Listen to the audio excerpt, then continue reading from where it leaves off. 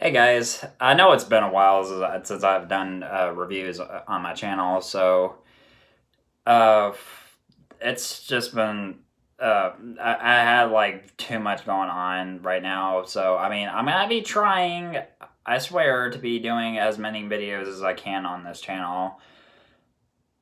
So today I got to see Glass, which is the newest movie by M. Night Shyamalan and starring Bruce Willis, James McAvoy, and Samuel L. Jackson.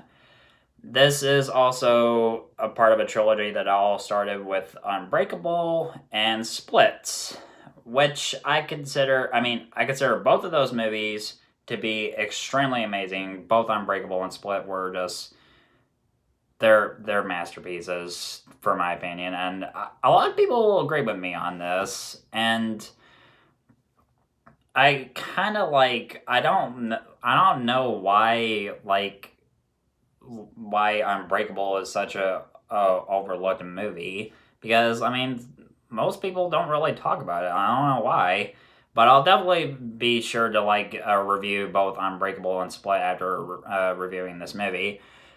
Uh,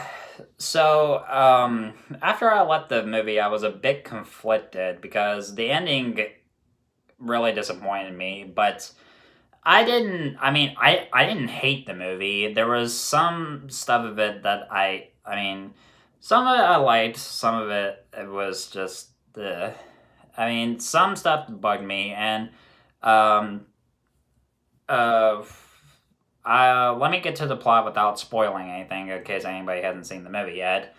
Uh, I just want to I'm gonna be like, I don't want to be, like I said, I don't want to spoil anything, but I'll just keep it as spoiler free as possible for anyone who hasn't seen the movie yet. All right, so David Dunn is trying to track down Kevin Wendell Crumb, and while the authorities capture both of them, they end up in a psychiatric hospital with Mr. Glass, and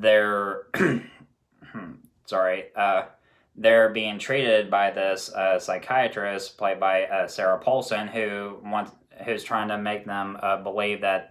Even though wants them to believe that they're all under the delusion that they're superheroes.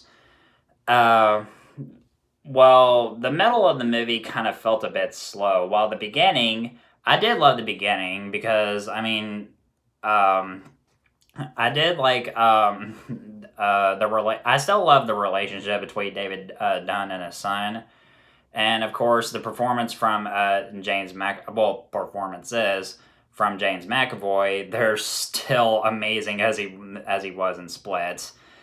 I wouldn't say he is as perfect as he was in Split, but he's still pretty good as all of his roles.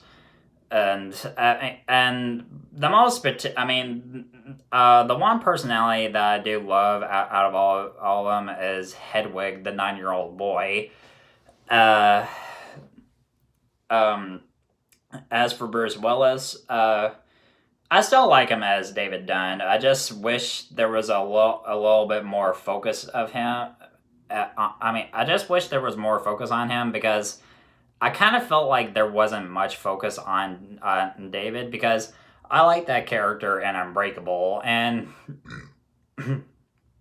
excuse me. That one, his cameo in Split was a major surprise for me.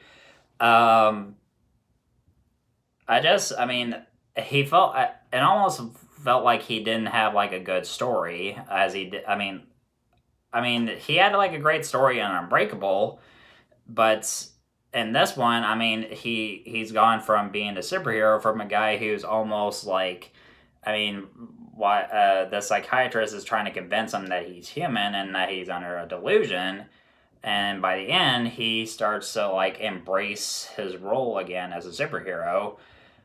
Uh, as for Samuel L. Jackson, he's great as always as Elijah Price, aka Mr. Glass. Um, I always liked him as this character, and he is a damn good actor. And I don't know. Um, I'm trying to say as much positives as I can before I get into negatives. Um, Honestly, I mean, one thing I did notice throughout the movie is like how M Night Shyamalan, I mean, captures the characters' colors because because in both Unbreakable and this movie, because both Elijah's colors is purple because I mean most of his clothes that he wears is purple, and his mother's clothes most of the clothes that she wears are also purple, and when at the ending when she's at her house, some of the sheets that she has are purple. David's is green because I mean the cloak that he wears, which is also his superhero costume, is green, and most of the clothes that he wears, they're also green. And I like how M Night Shyamalan captured that. Kevin's is yellow because, like I said, most of the colors that the characters wear, they're their colors, and I like how they captured that. They captured that well, and I like, I mean, that they did that. As for negatives, like I said, right around the middle, it starts to feel a bit slow, and there's like a real overuse of POV shots, and particularly at the climax, it starts to get a bit shaky in one POV shot, and it just kind of felt a bit unfocused. Uh, and Another negative is that, like I said, for David Dunn, he's barely in the movie. He does have his moments in the movie, and he barely has any dialogue, and he doesn't have like a good arc as he did in Unbreakable.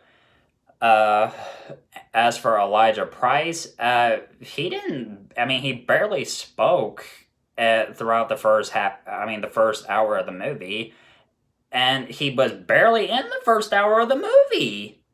I mean, I don't know.